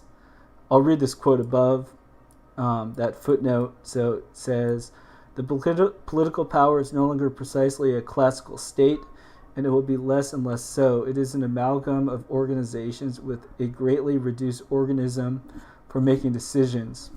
Reduced because in the interplay of techniques, decision making has less and less place. The situation is comparable to the elimination by an automatic machine of the individual, which retains no function except that of inspecting the machine and seeing that it remains in working order. The political power is like any well-adjusted organization which functions with minimum of decision making. Such an organization is not too rigid and knows of how to adapt to current problems. So it's like, what is the role of people? Well, imagine that, you're being difficult to your friend. Just like, hey friend, you want to play chess? All right, let's play chess. And then you cheat by pulling out a computer and like punching in all his moves into the computer on hard mode. And then you're like, I wonder what it is. And you look at your phone and then you move it. Then like you're gonna be able to beat your friend if they're not using the computer, just because with calculation and all that stuff, assuming the world works like a chessboard, then you're gonna win. So if eventually the human is just like interfacing and kind of tuning and using the machine a little bit, then it's like this autonomous machine thing could go out and conquer, win all the chess tournaments and stuff, with a human operator just kind of not really necessary. Eventually, maybe that's the goal. Okay, so let's see. Reaper says, so just wondering if it is worth taking some of our analysis and trying to understand it through the lens of him critiquing mid-20th century France. He says, well, cybernetic is in the English version in the 60s. Guess we want to understand how they might have been different. But of course, even from the 60s, your comments might be worth saying. But it is important to remember in terms of levers, IBM was making tabulatory punch cards the entire 20th century. Yeah, so I think that throughout the entire 20th century, talk of mechanization and all this stuff was everywhere. I'm not too familiar about the computer history myself, but yeah, we could even look. Let's go look at the. Let's go to Wiktionary, and let's look up cyber something. So let's look up cybernetics, and see when this term is attested. All right, from ancient Greek, kivarnitikos, good at steering, good pilot. From kivarnao, I steer, drive, act as pilot. Possibly based on 1830s French cybernétique, the art of governing. Oh, interesting. The term was coined in 1948 by U.S. mathematician Norbert Wiener, influenced by the cognate term governor, an early control device. And then some definitions for the noun of cybernetics: the theory or science of communication and control in the animal and the machine, the art study of governing, controlling automatic processes and communication, and finally technologies related to computers and the internet. So it seems like cyberspace, this sort of thing, this last definition is the most common now, but historically it had more to do with steering and governing. All right, then the French entry for cybernétique doesn't have much details, except for saying it translates into English as cybernetics. Maybe in French it does. Oh, here we go. Étymologie, étude des moyens du gouvernement, essay on the philosophy of science.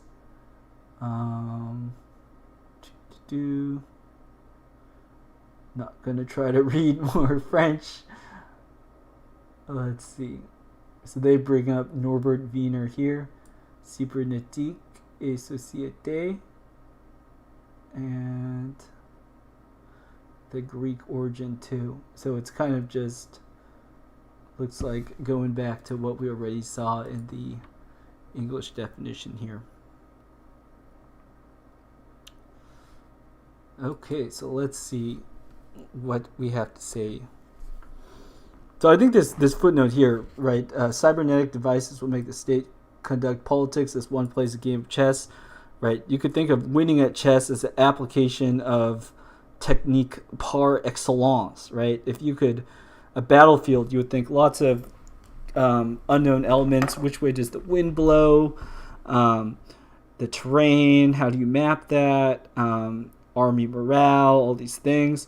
Whereas if you're playing a game of chess, army morale and stuff isn't a problem because all the soldiers, your chess pieces, they all move and act in predictable ways because that's the nature of the game of chess, is that everything operates mechanically as governed by a set of rules. Now, if you could make a state that way, so it's like, now I want a certain result, and then you have algorithms, you could have a computer work out the particular way in which you get some result, then that would be like the full realization of a technological society. Now, that would be like kind of from a high level thinking, what would running a technological society be like? Now you could think down from the individual level. So let's just say like you were more like the pawn, you were like the chess piece. Then think about it this way on the low level. What would the technological society look by for the pawn? So for an individual, it might be like there's a science, there's all these techniques that are known. Okay, we want people to move from this place to this place. So what are the things that happen? So pull these levers, whether it's like economic, this or that, offer a job here, a natural disaster, you have to evacuate, whatever it is, then you could basically have full control over having people move like how, a pawn moves in a fixed way in a game of chess. The idea with the technological society, I think, and the individual experience would be all these things might just happen to you, and then you might just have to change what you do because somebody pulls certain levers and presses particular buttons, a technician of some sort. All right. So we'll read this quote about totalitarian society briefly.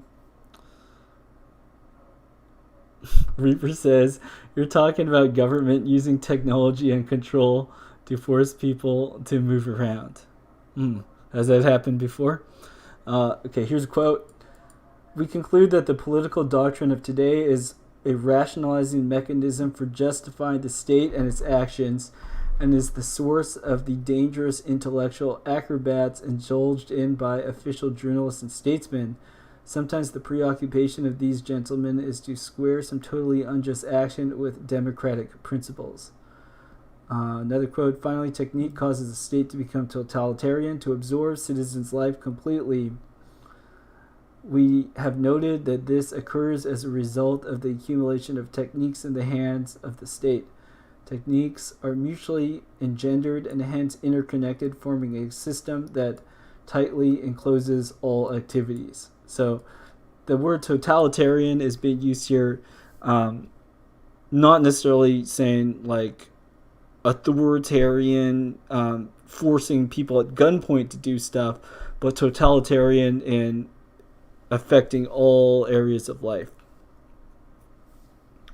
So Reaper says, to what extent is Ellul talking about the highly mechanized country of Germany in the 1930s and early 40s? And to that I reply, Reaper, I purposely left out discussions of the specifics of World War II because I don't want to get into controversy and squabbling over small points about what is true or what is not true of that. Though, of course, you're free to leave detailed comments and discuss with me elsewhere if we do want to learn more about those. Okay. All right, then there's a note about how judicial technique, there's still a lot of work to be done because the domain is not so easily defined as other things.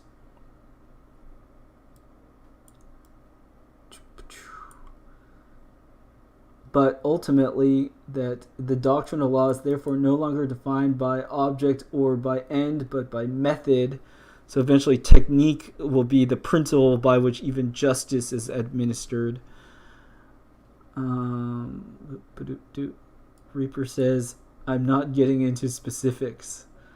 Okay, I can't answer your question. I don't know enough about Germany in the 1930s and 40s to know about how much Jacques Ellul might know about that. Yeah, and furthermore, as an ignorant American, I need to study up more on the European experience. I'm used to observing stuff across these vast oceans, and feeling that my English is superior.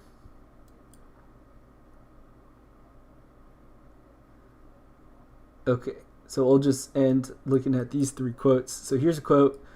The base effect of state action on techniques is to coordinate the whole complex. The state possesses the power of unification, since it is the planning power par excellence in society. In this, it plays its true role, that of coordinating, adjusting, and equilibrating social forces. So, this chapter, Technique and the State. What is the state's role? Basically, the state is totalitarian. It brings everything together under the reign of technique.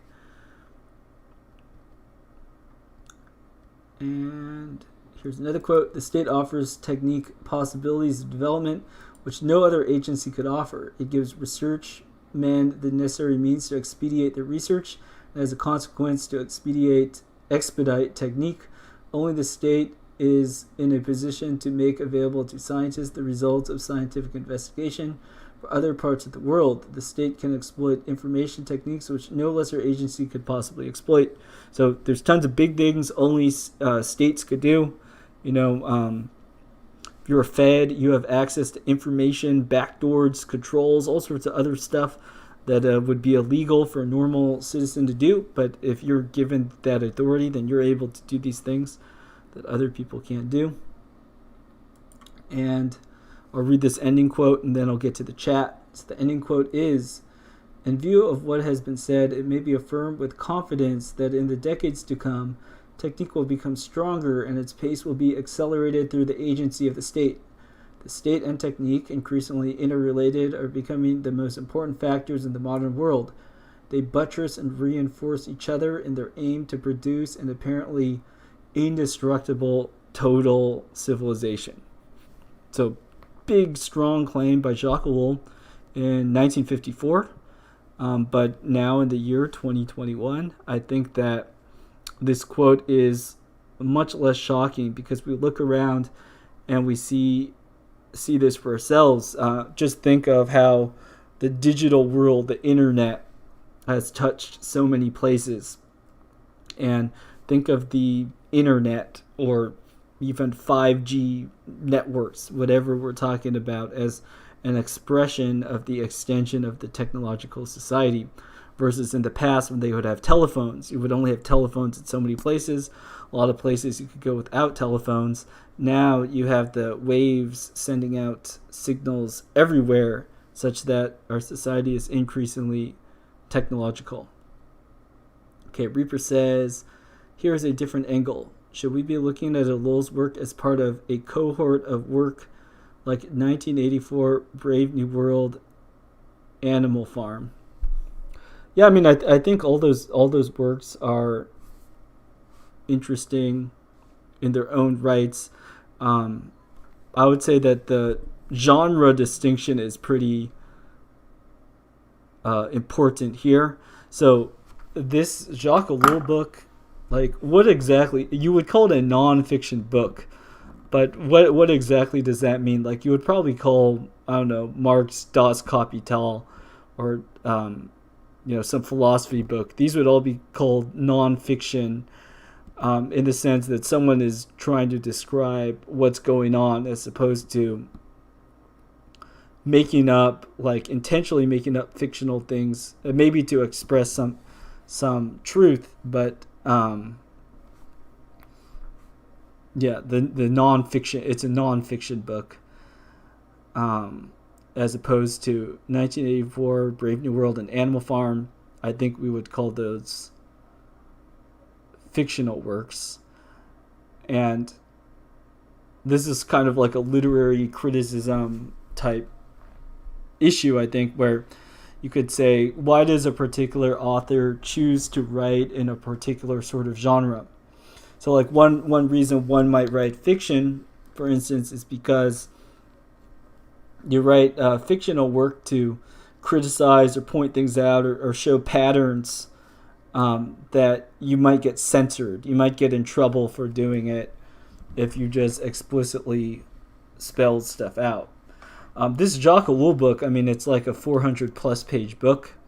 So I think that maybe it's such a case that it's such a specialist audience, kind of intellectual elite type people that would be looking at or reading this book anyways, that he could just go off and say whatever he wants. Whereas maybe books like 1984 Brave New World, Animal Farm, they were sold for more mass consumption as opposed to an academic audience.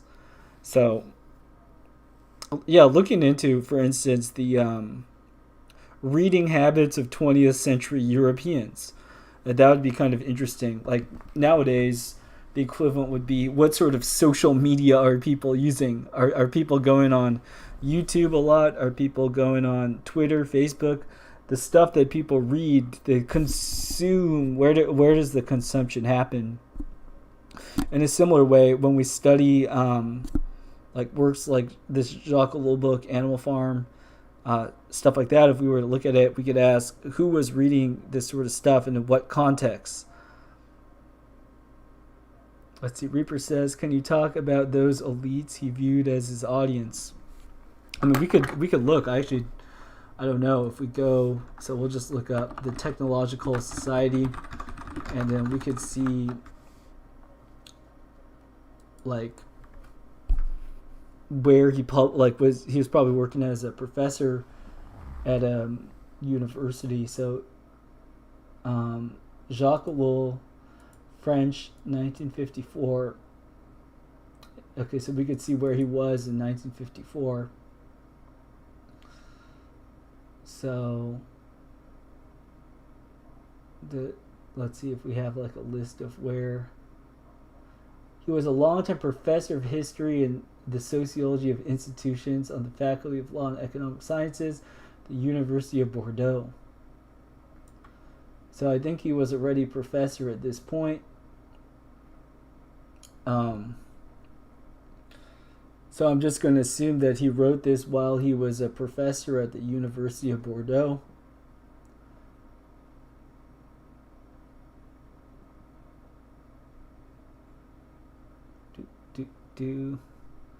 Reaper says,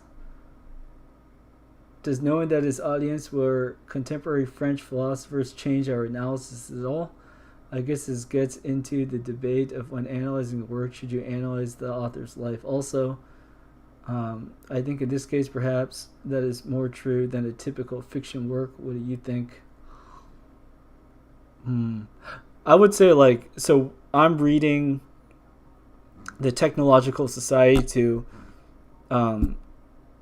basically, what does it have useful things to teach us, to show us, so to reveal to us and explain patterns that he saw or described, whatever, in his time, that now we could see that those same patterns are being applied, rolled out, whatever you want to call it, in the modern time. So how does the machine work? What are the techniques that are being applied is my question.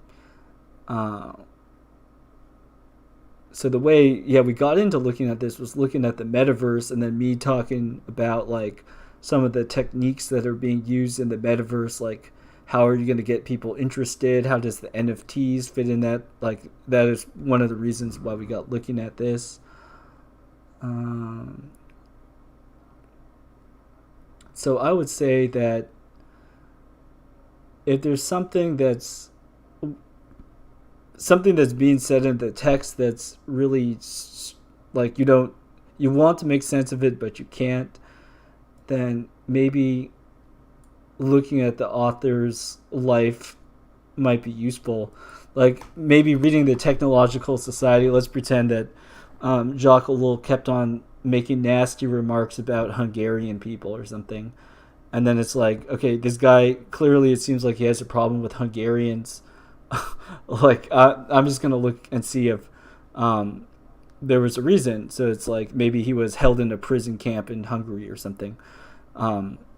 Maybe to answer that sort of issue, or maybe like it seems like Jacques Ellul, he knows something that seems kind of obscure, right? So like we were looking at the word, the cybernetics word. So if you had a question like, oh, okay, interesting, I thought this whole cybernetics idea was kind of obscure. So how is it that Jacques Ellul could have known about what cybernetics is? Then in that sort of way, then looking at someone's biography, it could be like, oh yeah, no, and it seems he was talking with this and this person, and I know that that person was doing research in cybernetics at some other university. So in that sense, I would say, yeah, looking into the history of people that write books and looking at the context in which they're writing it, it could give us clues as to like, why was this particular work written? How does this person know about this certain thing, such that they could give some pretty specific details about it, and so on and so forth. Like, for example, it seems Jacques Ellul was a pretty just, he wasn't like starving and ranting crazy guy on the streets. He was a longtime professor at a University of Bordeaux, and he was a prolific writer. So he was able to do a thing and occupy a rather prestigious position in society. And I think from some facts like that, then you could also deduce and look at who are the people he had correspondence with, stuff like that. That he wasn't unaware of other trends going on. If he was talking about how the economy or something worked, would he actually have met an economist, or was he just like making stuff up? Well, if he's at a university and the university also has a department of economics and he could speak with these people, then all of these things go together to say when he's describing something or telling us about something, and it doesn't seem like he obviously has an axe to grind or has some agenda, then it's like, I think it goes to show that he actually does know what he's talking about, and he's giving an accurate representation of a lot of stuff that he encountered. So in that sense, I'm saying, I think that it could be helpful, right, to look into someone's background to make sure they're not just making stuff up, but that they're actually speaking from what they have experience with. That's why, like I was saying here, if you ask me to talk about Germany in the 1930s and 40s, I mean, I could read the Wikipedia article on it, and I could do my best to sort of repeat or summarize what I heard from various sources. But to be able to actually talk about that subject at length, I mean, I bet if I read a bunch of authors from that period, spent some time immersing myself and almost conversing with people of that era through their past writings, that it would take something like that to sort of understand what a particular climate in that place was like, intellectual climate at least. And maybe, look at some photos, maybe even listen to some music recordings if that's available, watch some video footage. I think all that stuff is valuable for getting a sense of where authors come from. Let's see, Reaper says he was a leader in the French resistance and won an award for his efforts to save Jewish people in World War II. Okay. So just interestingly, I'll just bring up one thing. I haven't been talking about this topic because it's a bit too spicy for YouTube. But in the Technological Society, Jacques Ellul spends a lot of time talking about like concentration camps in general and how they were a technique used by all sorts of parties, and more about that particular sort of technology. So if one wanted to learn more about that topic, then it seems, as Reaper brings this biographical detail, that you might actually be able to take Jacques Ellul's word for it, that he was a first-hand person that was able to see these things. And then also too, if you wanted like a third party, and that, you know, he's not a Nazi guy, and he's not like a minority that's being rounded up, but he's a French guy, then it might be interesting to hear his perspective on this stuff. Okay, cool. Well, with that being said, I think our stream's been going on for a while. Today was a pretty content heavy show. So I think I will wrap up for today unless there's any final remarks. Just for the sake of completeness, I think that I will plan on continuing the Jacques Ellul book. To me, this format seemed okay, of just bringing up quotes, summarizing stuff, as opposed to bringing up the Jacques Ellul text and actually like reading out of the text in order. I think that is too onerous. So I'll try to have be a little bit better prepared next time, having read and organized some notes a bit better, but who knows if that will happen. But other than that, we'll just continue hacking and slicing our way through this dense prose jungle. Rocket waves? Oh no, or is that flipping me off? I can't discern what exactly that emoji is. Anyways, hello, good to see you too. So anyways, thanks everyone for joining the stream. I'll plan on being back tomorrow at the same time. So that's 3:30 p.m. Pacific time, unless I get massive requests for a different time. Otherwise, that's the time. So I thank everyone for joining me.